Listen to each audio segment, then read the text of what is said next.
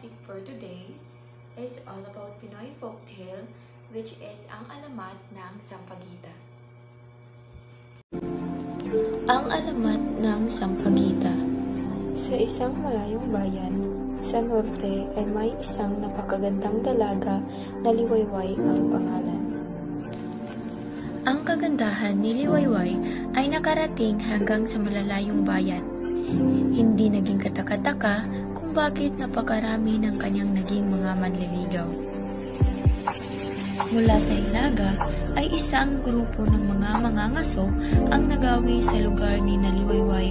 Sa kasamaang palad, si Tanggol, isa sa mga ito, ay inatake ng baboy ramo. Ang binata ay dinala sa ama ni Liwayway para mabigyan ng pangunang lunas. Iyon ang naging daan ng pagkakalapit nilang dalawa. Umibig sina Liwayway at Tanggol sa isa't isa sa maikling panahon ng pagkakikilala. Nang dumating si Tanggol, ito ay nagpaalam kay Liwayway at sa mga magulang niya. Ang binata ay susunduin ang ama't ina upang formal na hingin ang kamay ng dalaga. Puno ng pangarap si Liwayway nang ihatid ng tanaw si Tanggol.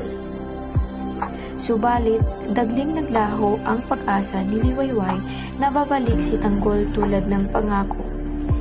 Ilang pagsikat na ng buwan mula nang umalis ito, ngunit ni balita ay wala siyang natanggap.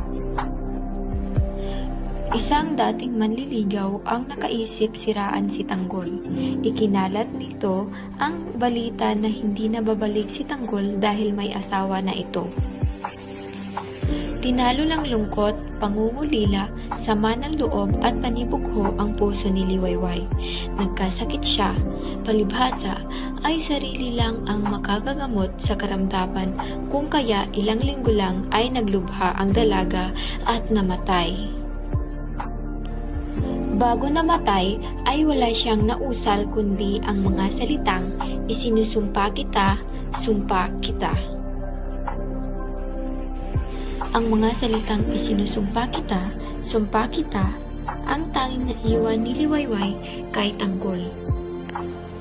Ilang araw, makaraang mailibing si Liwayway, ay dumating si Tanggol kasama ang mga magulang. Anito ay hindi agad nakabalik dahil nagkasakit ang ina.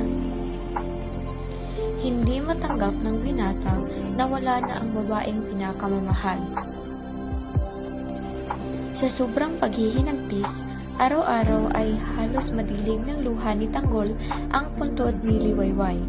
Hindi na rin siya bumalik sa sariling bayan upang mabantayan ang puntod ng kasintahan. Isang araw ay may napansin si Tanggol sa ibabaw ng puntod ni Liwayway. May tumubong halaman doon, halaman na patuloy na dinilig ng kanyang mga luha. Nang mamulaklak ang halaman ay may samyo iyon na ubod ng bango. Tinawag iyong sumpa kita, ang mga huling salitang binigkas ni Liwayway bago namatay. Ang sumpa kita ay ang pinagmulan ng salitang Sampaguita. Ang natutunan ko sa alamat na ito ay huwag makinig sa mga sabi-sabi, gayon din naman huwag gumawa ng hindi totoong kwento tungkol sa iba dahil wala itong mabuting maidudulot kanino man. Kadalasan, ang paghihintay ay matagal, ngunit kung tayo ay may tiyaga, siguradong may magandang kahihinatnan ang iyong paghihintay. Yun lamang po at maraming salamat.